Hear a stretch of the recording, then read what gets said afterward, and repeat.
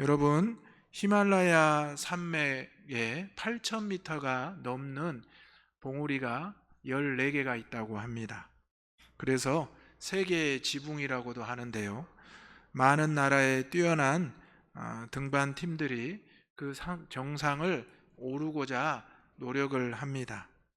그런데 그 등반 팀들이 한두 명이 오르는 것이 아니라 등반 팀을 몇 년 전부터 결성을 해서 출발을 하는데 그 팀들이 또 다 오르는 게 아닙니다.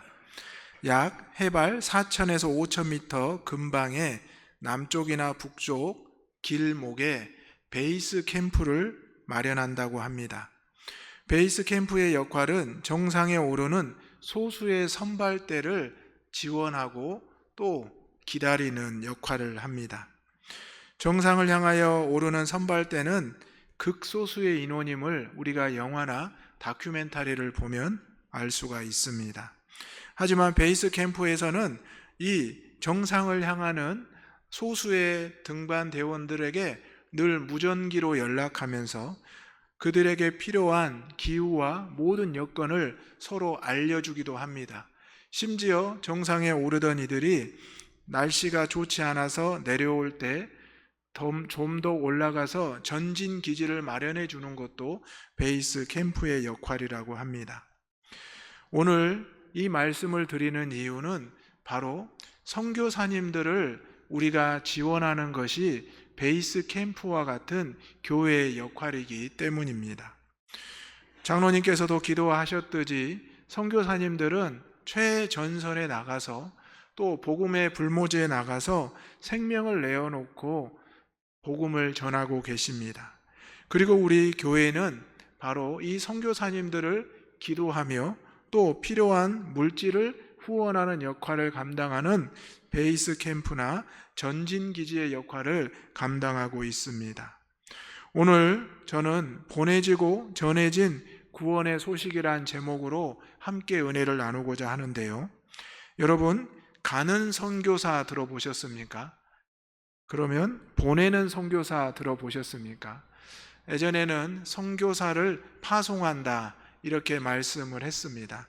그런데 어느 순간부터 이제 파송된 선교사님을 가는 선교사라고 하고 이제 파송하는 교회와 성도들을 보내는 선교사라고 말하기도 합니다. 여러분은 가는 선교사입니까? 보내는 선교사입니까? 그렇죠. 보내는 선교사죠. 물론 여러분 중에 선교지로 나아가면 가는 선교사가 될 수도 있습니다. 저도 목사 안수를 일찍 받고 군 선교를 위해서 파송된 선교의 역할을 감당을 했습니다. 그리고 다시 현장으로 돌아와서 일반 목회를 준비하고 감당을 했고요. 또 지난 교회에서는 다시 선교사로 파송이 되고자 기도해서 현지에 다녀오기도 했습니다.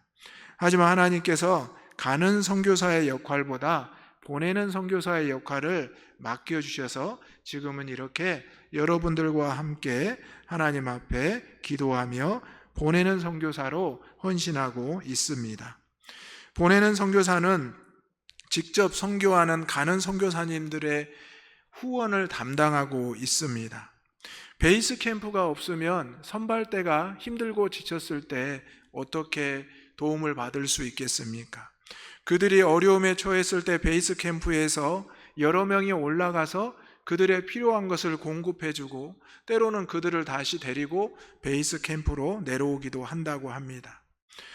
얼마 전에 후배 선교사님이 하나님의 부름을 받았습니다.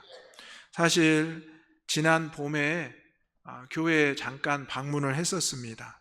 학부는 우리 통합 측을 나왔는데 이제 기장 측으로 가서 지금 생각해 보면 제가 좀 부끄러운데 그 선교사님에게 오후 설교를 맡길까 하다가 고민을 하고 맡기지 못했습니다.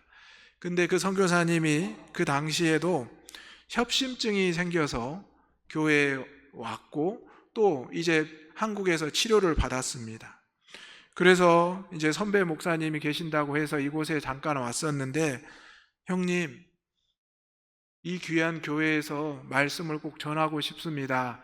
그렇게 부탁을 하더라고요. 그래서 제가 그래, 이번은 아니어도 다음에는 꼭 그렇게 기회를 마련할게. 그렇게 하면서 기도하면서 작은 물질을 건넸습니다. 그런데 이 선교사님은 들어가서 심정지가 2번이 왔고 결국 한국에 왔지만 얼마 전에 하나님의 부르심을 받았습니다. 그 선교사님의 모습을 보면서 제 마음이 먹먹해짐을 느꼈습니다. 그렇게 건강하고 복음에 열심이었던 그 후배 목사님이 선교사님으로 사명을 감당하다가 그렇게 몸이 아픈 줄 알면서도 또다시 들어가야 된다고 가는 모습, 그리고 얼마 지나지 않아 안타까운 소식이 들려왔습니다. 장례를 마치고 그런데 그 아내 선교사님이 그런 편지에 글을 올렸습니다. 남편 선교사님은 하나님의 부름을 받았지만 이제 저는 다시 그 선교지로 돌아가려고 합니다. 생각해보면 아직 한참 젊은 아내 선교사님인데 그 부모님과 가족들, 친지들이 말렸을 것이라 생각이 됩니다. 남편도 없이 그곳에 혼자 가서 어떻게 선교를 하겠느냐. 저도 그 편지를 읽으면서 그 생각이 들었습니다. 그런데 그 아내 선교사님은 하나님이 맡겨주신 그 사명을 남편과 제가 감당했으니 이제 남편이 없는 그 자리에 그 몫까지 자신이 채우겠노라고 고백을 하는 것이었습니다. 그래서 저는 그 선교사님의 고백을 보면서 남편 선교사님을 강단에 초청하지 못했지만 나중에 그 아내 선교사님을 꼭 강당에 초청해서 함께 은혜의 말씀을 나누어야겠다 생각을 했습니다. 지금도 전 세계 각지에서 선교사님들은 이렇게 어리석어 보이고 또 무모해 보이는 복음에 대한 열정으로 그 생명까지도 그 온 정성을 쏟고 있는 것을 보게 됩니다. 안타깝지만 코로나 이후에 많은 선교사님들이 한국으로 돌아왔습니다. 그리고 많은 교회가 선교의 후원이 끊고 있다고 합니다. 이 땅의 교회들도 마찬가지입니다. 전도하는 교회가 줄어들고 있고 기존의 성도들이 교회로 돌아오지 않고 있다고 합니다. 그래서 지금 이 숫자라도 보존하고 이 숫자라도 유지하면 좋겠다라고 안주하게 되는 교회와 성도와 목회자들이 많이 있습니다. 하지만 교회의 본질은 전도와 선교임을 다시 한번 우리는 기억해야 합니다. 부활하신 예수님이 제자들에게 오셔서 그들의 안위, 그들의 명예, 그들에게 물질을 준 것이 아니었습니다.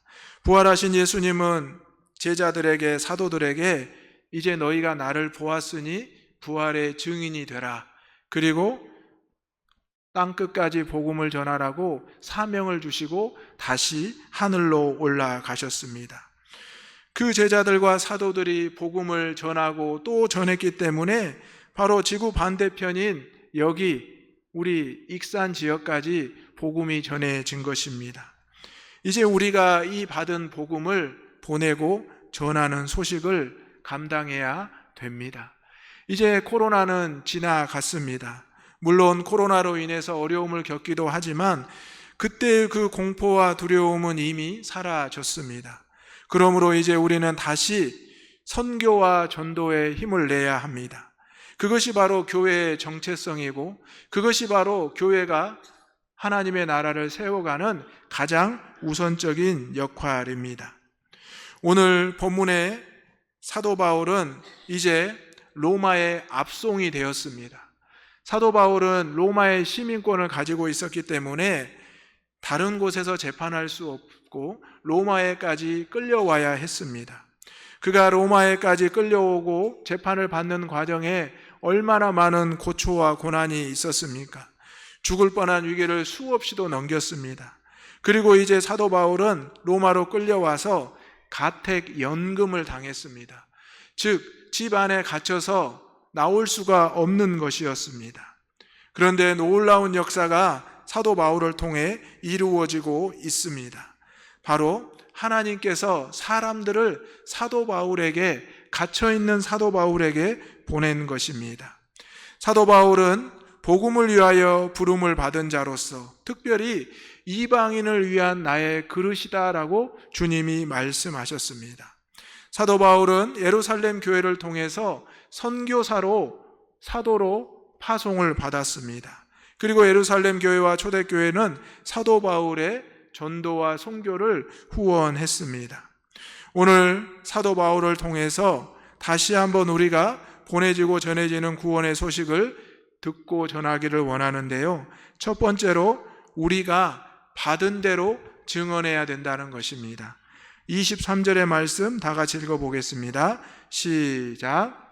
그들이 날짜를 정하고 그가 유숙하는 집에 많이 오니 바울이 아침부터 저녁까지 강론하여 하나님의 나라를 증언하고 모세의 율법과 선지자의 말을 가지고 예수에 대하여 권하더라. 아멘. 지금 사도 바울은 어떤 상황이라고 했죠?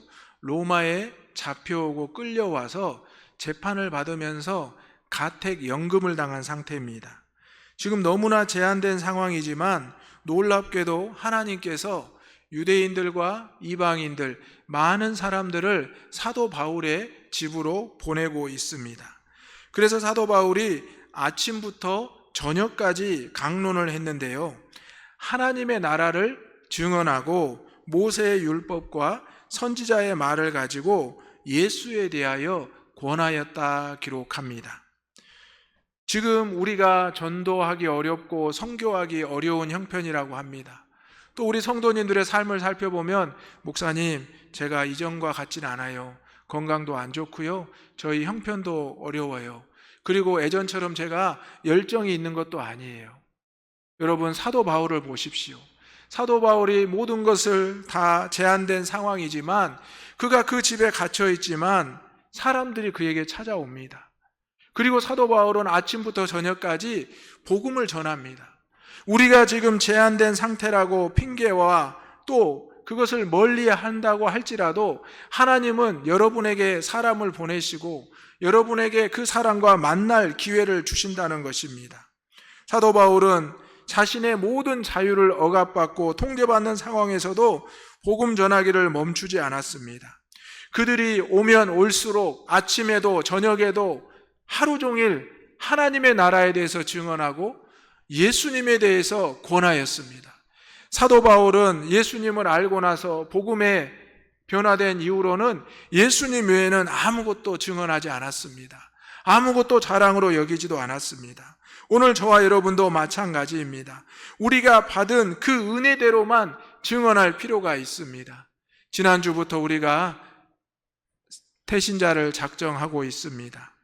우리가 생각나는 그 영혼, 우리가 만났던 그 영혼, 바로 우리가 그 영혼들을 다시 주님의 품으로 인도할 수 있어야 된다는 것입니다. 오늘 사도 바울은 자신이 어려움과 고난의 환난의 중심 가운데 있었지만 오히려 그에게 하나님을 전할 수 있는 기회가 찾아왔을 때 헌신했던 것을 볼 수 있습니다. 오늘 저와 여러분도 우리가 받은 그 은혜대로 증언할 수 있기를 소망합니다. 부르심에 대한, 소명에 대한 정체성을 잃지 마시기를 바랍니다. 아멘. 두 번째로, 그럴 때 성령이 역사하십니다. 24절에서 25절 함께 읽어보겠습니다. 시작. 그 말을 믿는 사람도 있고 믿지 아니하는 사람도 있어 서로 맞지 아니하여 흩어질 때에 바울이 한 말로 이르되 성령이 선지자 이사야를 통하여 너희 조상들에게 말씀하신 것이 옳도다. 아멘. 복음을 전할 때 어떤 분들은 듣자마자 믿는 분이 있습니다. 그러면 우리는 그런 생각을 합니다. 진작 전도할 걸. 내가 괜히 머뭇거렸구나. 이렇게 빨리 교회 나오고 신앙생활 할 줄이야. 그런 생각을 합니다. 그런데 내가 정말 저 사람은 이제 됐어. 내가 말만 하면 교회 나올 거야. 나하고 지금까지 관계가 이루어졌고 내 말이라면 깜빡 죽으니까 진짜 내가 복음을 전하기만 하면 올 거야 라고 했는데 오히려 믿지 않고 오지 않는 분들이 있습니다. 사도 바울은 어땠을까요? 오늘 말씀에 기록되어 있습니다. 사도 바울이 복음을 전하고 하나님의 나라와 예수 그리스도를 증거했을 때 모두가 믿었으면 얼마나 좋겠습니까? 그렇죠? 그런데 24절에 보면 그 말을 믿는 사람도 있고 믿지 아니하는 사람도 있었다. 분명히 기록합니다. 여러분, 사도 바울도 심지어 예수님의 말씀을 듣는 사람들도 믿는 자들이 있었지만 믿지 않은 자들이 있었습니다. 그러니 저와 여러분이 머뭇거리지 마시고 염려하지 마시고 복음을 전하는 귀한 사명을 감당하시기를 바랍니다. 그리고 25절의 말씀을 보니까 서로 맞지 아니하였는데 흩어질 때 바울이 했던 말을 기억합니다. 바로 바울이 어떤 말을 했냐면 이사야 말씀을 했는데요. 이사야 말씀 오늘 본문에도 나와 있는데 6장 9절의 말씀을 한번 읽어보겠습니다. 시작. 여호와께서 이르시되 가서 이 백성에게 이르기를 너희가 듣기는 들어도 깨닫지 못할 것이요 보기는 보아도 알지 못하리라 하여. 아멘. 사도 바울은 최선을 다했습니다. 그런데 믿는 사람도 있었고 믿지 않은 사람도 있었습니다. 그리고 그들이 흩어질 때 성령이 이사야 선지자를 통하여 했던 말씀이 생각나기 시작했습니다. 그러면 그 사람들은 어떻게 했을까요? 다시 왔겠죠. 사도 바울에게 궁금한 걸 물어보고 어떻게 해야 되는지 물어보고 또 자신의 죄를 회개하기도 했을 것입니다. 성령이 역사하면 완악했던 마음이 누그러지고 성령이 역사하면 그 발걸음이 옮겨진다는 것입니다. 그래서 우리는 복음을 전하고 그것을 싹트게 하시는 분은 하나님이시라고 분명히 말합니다. 내가 전도를 했는데 나오지 않다가 어느 날 갑자기 어떤 분이 그분을 모시고 올 때가 있어요. 그러면 여러분 마음이 어떻습니까? 너무 기쁘시죠? 저분이 드디어 나오셨네. 얼마나 반갑고 고맙습니까? 이런 놀라운 역사가 일어나고 있다는 것입니다. 내가 계획을 세우고 노력했을 때 되지 않은 것처럼 보였지만 하나님이 역사하시면 이루어진다는 것입니다. 사도 바울은 지금 가택연금을 당하고 재판을 받고 엄청난 어려움에 처해 있었지만 하나님이 그에게 사람을 보내시고 또 말씀을 듣게 하시고 그들이 차례대로 변화되게 하셨다는 것입니다. 오늘 저와 여러분도 주예전에 매주 이 시간에 나오지 않습니까? 지난주에 나왔을 때 마음이 다르고 이번 주에 나왔을 때 마음이 다르고 또 다음 주에 나올 때 마음이 다를 수 있습니다. 하지만 여러분을 이끌어 주시고 여러분을 변화시켜 주시는 분은 성령이심을, 하나님이심을, 주님이심을 믿으시기를 소망합니다. 아멘. 그리고 마지막으로 이제 그 구원의 소식이 보내지고 전해졌다는 것입니다. 28절의 말씀 다 같이 읽겠습니다. 시작. 그런즉 하나님의 이 구원이 이방인에게로 보내어진 줄 알라. 그들은 그것을 들으리라 하더라. 아멘. 바울을 통해 전하게 하신 또 증거하게 하신 하나님의 놀라운 말씀을 통해서 바로 그들이 변화되기 시작했다는 것입니다. 당시에는 유대인들만을 위한 복음이라고 했습니다. 하지만 예수님이 오셔서 유대인들을 비롯한 모든 이방인들에게 하나님의 나라에 대해서 자신이 메시아임을 증거하셨습니다. 오늘 저와 여러분도 복음을 받아들이는 이방인에 불과하다는 것입니다. 하지만 우리는 이방인으로서 하나님의 나라를 알게 되었고 하나님의 구원의 소식이 우리에게 보내졌으므로 이제 우리가 전할 수 있는 귀한 주의 제자가 되었고 주의 사도가 되었다는 것입니다. 오늘 하나님께서는 이 구원이 이방인에게 보내졌음을 알리라고 말씀합니다. 그리고 그들은 그것을 들으리라 말씀합니다. 오늘 우리가 전도와 선교에 힘써야 되는 이유가 바로 여기에 있는 것입니다. 우리에게 들려진 복음의 말씀을 내가 듣고 끝내는 것이 아니라 또 누군가에게 또 다른 나라의 민족들에게 전하는 것입니다. 온 유대와 사마리아와 예루살렘과 땅끝까지 복음을 전하라는 이 주님의 말씀이 제자들에게 전해졌고 사도들에게 전해졌고 우리에게 전해졌고 이제 우리를 통하여 열방 땅끝까지 전해지고 있는 것입니다. 오늘 이 구원의 소식, 여러분 우리에게는 놀라운 소식이었고 기쁨의 소식이었습니다. 그렇다면 우리가 다시 한번 선교하는 교회로, 전도하는 교회로 앞장서야 될 줄로 믿습니다. 제가 말씀드린 대로 제가 이전에 있던 교회는 선교하는 교회였습니다. 그 담임 목사님께서는 평생을 선교사를 파송하는 목회를 감당하셨습니다.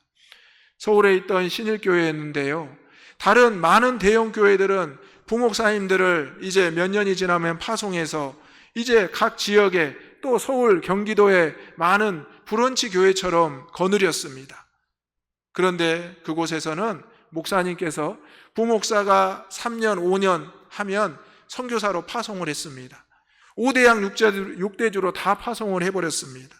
그래서 한창 선교에 불이 붙었을 때는 27가정을 전담 파송을 했다고 합니다. 지금은 그 선교사님들이 다 현지에서 독립을 했고 현지인들에게 인수인계를 했습니다. 목사님이 은퇴하시고 그 은퇴식에 많은 목사님들이 오지는 못했습니다. 저도 그 은퇴식 현장에 있었지만 우리 목사님은 왜 이렇게 은퇴식에 많은 제자들이 없을까? 선교사로 해외에 다 나가 있어서 올 수가 없었습니다. 그런데 그 교회에 큰 어려움이 찾아왔습니다. 교회가 싸움이 일어나고 분쟁이 나타났습니다. 저는 그 현장에 있었는데요. 그런데 교회가 어떻게 됐겠습니까? 다시 회복되고 이전의 모습으로 돌아와 있습니다. 왜 그럴까요?